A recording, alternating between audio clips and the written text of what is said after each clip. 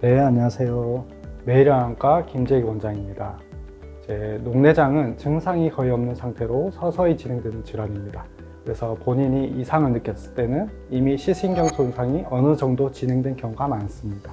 오늘은 녹내장이 왜 위험한 질환으로 분류가 되는지, 그리고 어떤 분들이 특히 주의해야 되는지 차분히 설명드리겠습니다.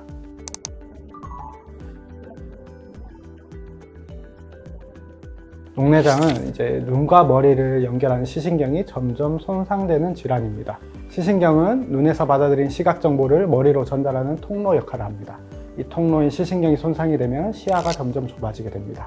중요한 건 한번 손상된 시신경은 회복되지 않는다는 것입니다. 녹내장 치료의 목표는 시력을 회복시키는 게 아니라 현재 시신경을 지키는, 더 이상 악화되지 않도록 하는 것이 치료의 핵심입니다.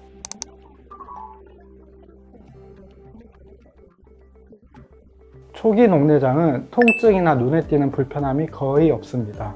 그래서 시력은 초기 녹내장에서는 변화가 없고, 녹내장이 많이 진행됐을 때 떨어지는 특징이 있습니다. 그래서 일상생활에서 큰 문제가 없다고 느끼며 지내는 분들이 많습니다. 하지만 실제로는 주변 시야부터 서서히 손상이 진행되고 있는 상태입니다. 그래서 계단이나 문턱이 잘 보이지 않거나 옆에서 다가오는 사람을 늦게 인식하는 식으로 변화가 나타날 수 있습니다. 이런 변화가 매우 천천히 진행되기 때문에 본인이 이상을 자각했을 때는 이미 시야 손상이 상당히 진행된 경우도 적지 않습니다.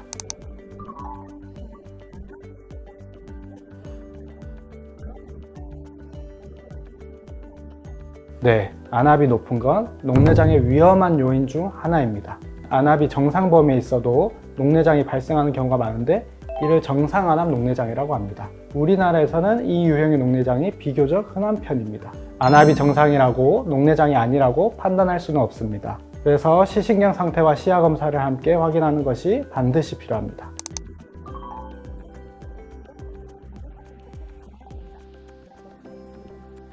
40대 이후라면 증상이 없어도 정기적인 검사가 권장됩니다.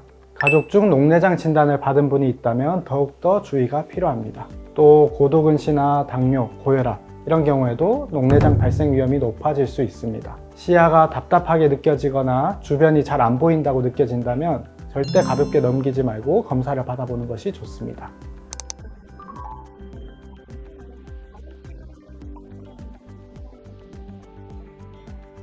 녹내장은 진행성 질환이기 때문에 진단이 되면 상태에 따라 치료를 시작하는 경우가 많습니다.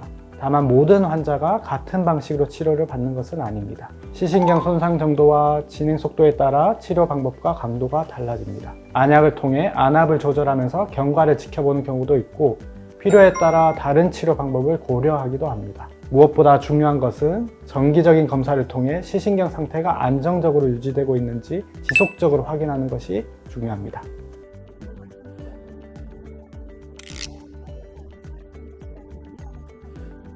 녹내장은 불편함을 느끼기 전에 조기 발견하는 것이 가장 중요합니다. 시력에 큰 문제가 없다고 느껴지더라도 녹내장이 숨어 있을 수 있기 때문에 정기적인 검진을 통해 시신경 상태를 확인해 보시는 것이 중요하겠습니다.